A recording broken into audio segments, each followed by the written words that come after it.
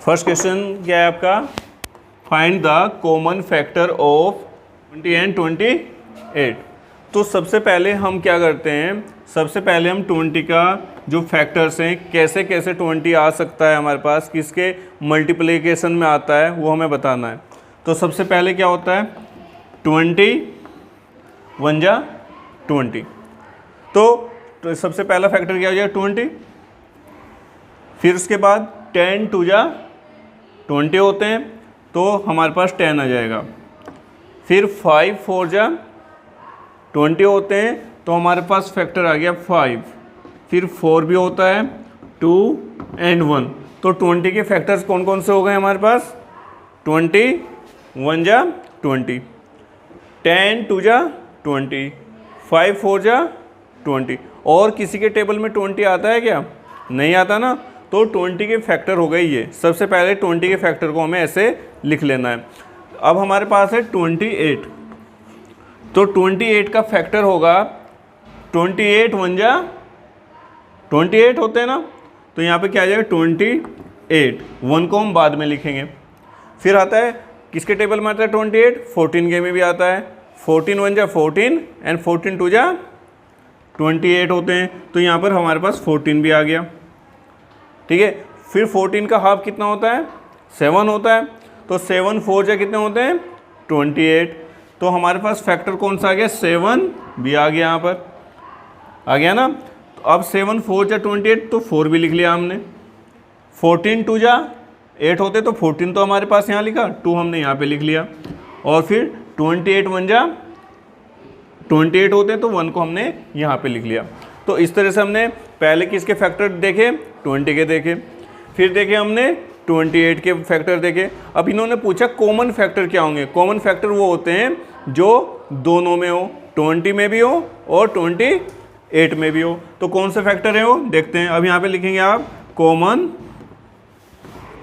Factors. Common factors क्या हो जाएंगे, देखिए इन दोनों में क्या क्या है कॉमन। 20 दोनों में है क्या, नहीं है। 10 दोनों में नहीं है, 5 नहीं है, 4 दोनों में है, तो यहाँ पर कॉमन फैक्टर हो जाएगा पहला 4 हो जाएगा। 2 दोनों में, तो 2 भी हमारे पास कॉमन फैक्टर हो जाएगा। और क्या बचा है 1। तो आंसर हमारे पास आ गया 4 2 1। ये हमारे पास क्या हो गए, कॉमन फैक्टर हो गए किसके, 20 एंड 28 के।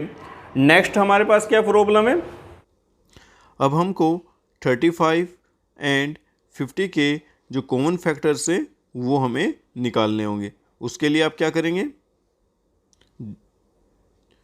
जो 35 है सबसे पहले उसको लिखेंगे। और जैसा कि आप जानते हैं कि 35 किसके टेबल में आता है, 35 1 जा 35 होते हैं, तो सबसे पहले आप लिखेंगे 35 को। इसके बाद आप देखेंगे कि 35 और किस किस किस टेबल में आता है। तो जैसा कि आप जानते हैं 35 जो होता है वो 7 के टेबल में आता है, और 7 5 जा 35 होते हैं। तो आप लिखेंगे 7 हमारे पास नेक्स्ट फैक्टर आ जाएगा। और इसके बाद हमारे पास होगा 5 7 जा 35 होते हैं, तो 5 को भी हमें लिख लेना है। और 1 हमने बोला था लास्ट में लिखेंगे, तो इसको हमने लिख लिया है, क्योंकि 1 35 जा कितना होता है 35 होता है। तो 35 के फैक्टर होते हैं 35 और 1 भी हमने लिख लिया है। अब हमारे पास है 50। इसके फैक्टर्स देखते हैं कौन कौन से होते हैं। सबसे पहले 50 1 जा 50 होता है, तो 50 को हमने लिख लिया, और 1 को हम बाद में लिखेंगे उसके बाद, ठीक है। और अब लिखते हैं हम 35 2 जा 50 होते हैं, तो 25 को लिख लिया। और उसके बाद देखते हैं कि जो हमारे पास 10 5 जा भी 50 होता है, तो 10 हमने लिख लिया, और 5 यहाँ पे आ जाएगा, 5 10 जा 50 होते हैं, आप जानते हैं। अब लिखेंगे 2, क्योंकि हमारे पास 25 2 जा 50 हुआ था, एंड लास्ट में 1 हम लिख लेंगे। इसके बाद हमने ये जान लिया कि जो 35 है उसके जो फैक्टर हैं वो कौन कौन से होते हैं, 35 7 5 एंड 1। इसी प्रकार से 50 के जो फैक्टर्स हैं 50 25 10 5 2 एंड 1। अब हम इनके जो दोनों के कॉमन फैक्टर होंगे उनको निकालेंगे। तो common factor of 35 and 50 will be, क्या होंगे आप देखें, दोनों को चेक करना पड़ेगा, जो दोनों में कॉमन है वो हम लिख लेंगे।